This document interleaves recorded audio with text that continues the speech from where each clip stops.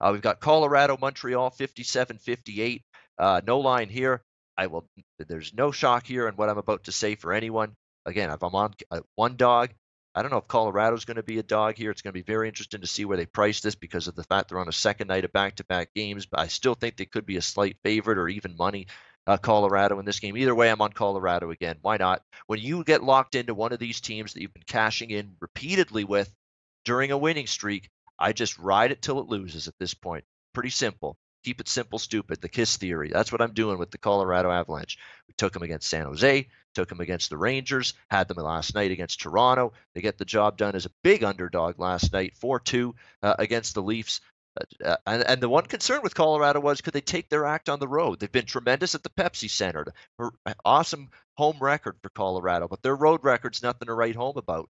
But could that streak and their confidence and their play at both ends of the ice and the play of Jonathan Bernier and net, could all of that confidence and all of that coming together in this winning streak travel with Colorado on the road? It did last night. Good win for them against Toronto. Second night of back-to-backs, yeah, it does concern me. Andrew Hammond, the handburglar in net because they want to give Bernier a rest tonight.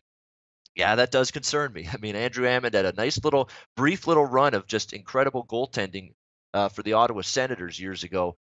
He's been pretty bad ever since then. That's definitely something that sticks out in my mind about wanting to back Colorado here a little bit. But nevertheless, all of that being said, we're playing with house money now because I personally have already won enough times with Colorado during this winning streak where if I go for another winner tonight with them and it loses, so be it. It's still plus units during this run for me with Colorado taking them game in and game out. So Colorado for me, no question about that.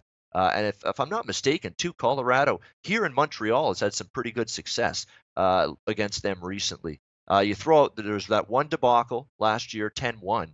Montreal just absolutely put the boots to Colorado, one of the more lopsided games you'll ever see.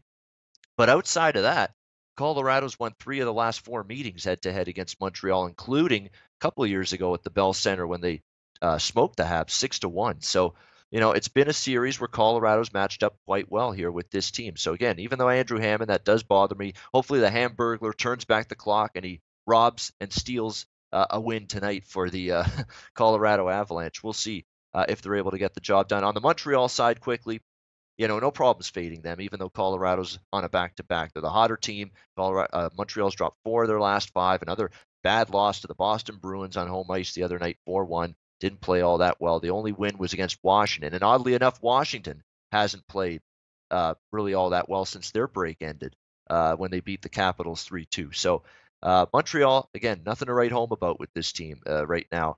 The defense is sort of leaky, falling apart. They've given up 4 goals or more in 4 of the last 5 games. That's not good.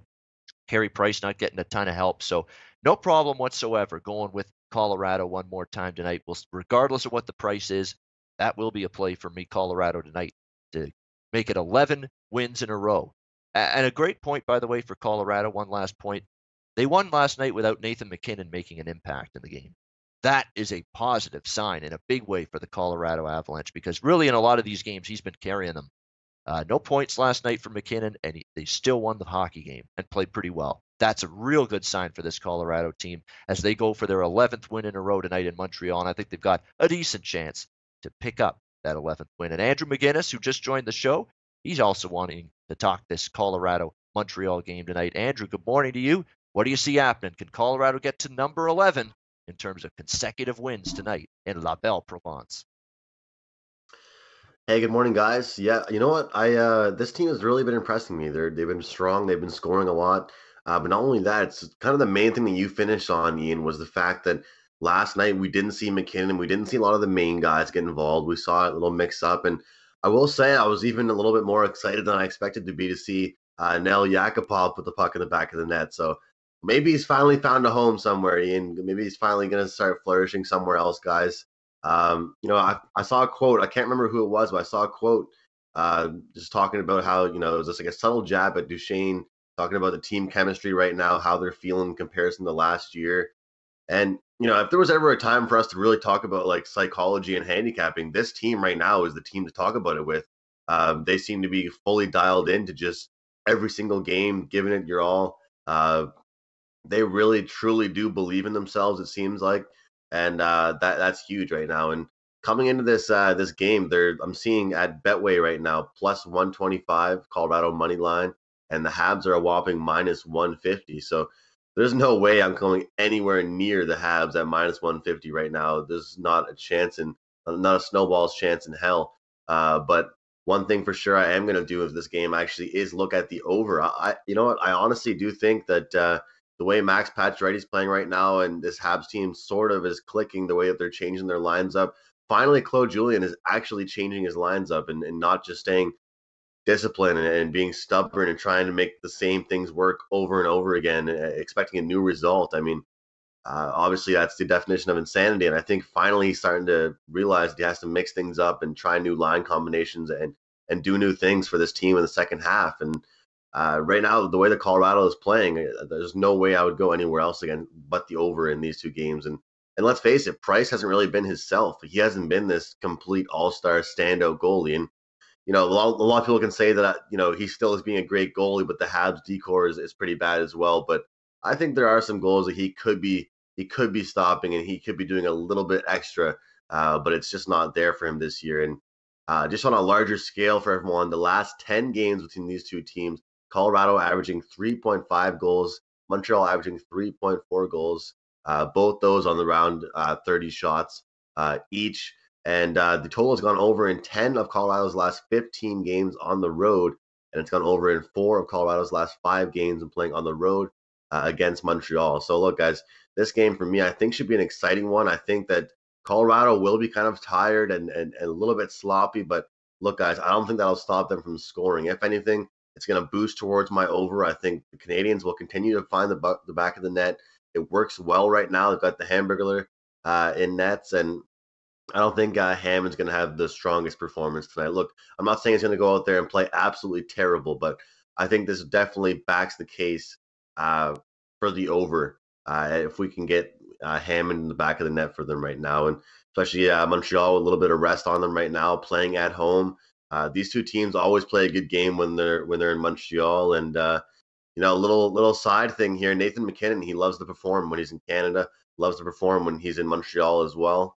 He's an East Coast boy, so like Ian said, it was good last night that he wasn't involved. But I'm going to use a phrase that Dana always uses. Sometimes players wake up with a little more jolt for certain games, and I think this might be one that's marked on the calendar for number 29. So looking for a big game here, guys. Looking for the over 5.5.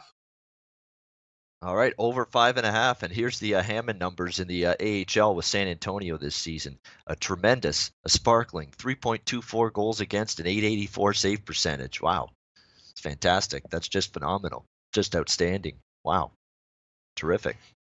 Yeah, I mean, there you go. There's your case for the over right there. That stat I threw out. Yeah, I mean that's great goaltending, scintillating. Wow. That could be the Colorado team. The Canadiens are minus 150 either. To even think that they're minus 150, there's no way in hell I could even mess with that. And the only reason I would, if I could, would be because of Hammond being in net. But either way, like Ian said, you got to kind of ride the streak. For me, it's either ride the streak or pass on the side for this one. I'm not messing with Colorado right now, especially with Montreal laying minus 150. Not a chance. Certainly has a chance to be high scoring because we know Montreal struggling to keep the puck out of their own net right now. But the one fly in that ointment could be, and I'm not saying this is what keeps it under, but what if this team with Hammond in there, it's his first start this season in the NHL with Colorado, hasn't made a start. They just really tighten the screws and really play sturdy in front of them. They might be looking to do that. We'll see what ends up happening. That might, just help protect the guy a little bit. That's going to be a fascinating game to see how it goes stylistically, how Colorado attacks this game and approaches it. So one of those things you want to be aware of without a doubt going into this game. But over, in theory, I don't trust Hammond in terms of goal prevention. So over in theory to me, Andrew, does make sense there. Hey guys, thanks for tuning in to our channel. Now we've put a lot of work into producing all these free videos, so please help us out and keep all our content free for you forever by simply liking, sharing, commenting, and subscribing. Now, not to mention, a visit to our industry-leading website will warm the hearts of all our SBR employees, especially myself. Now, the links are over there to the left, so do check those out. Thanks for watching.